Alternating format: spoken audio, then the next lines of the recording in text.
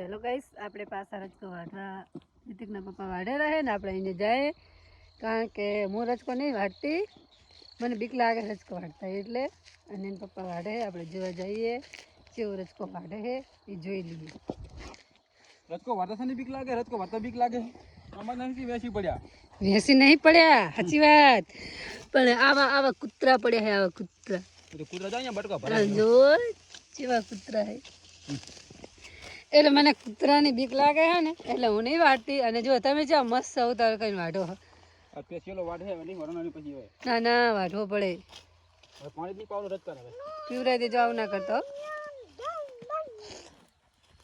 જો એમને હે ને ચમ કે ખબર હું રજકો નહીં વાઢતી, કેમ કે આપણે રજકો વાઢતા નહીં ને એટલે એમને બર પડેલું.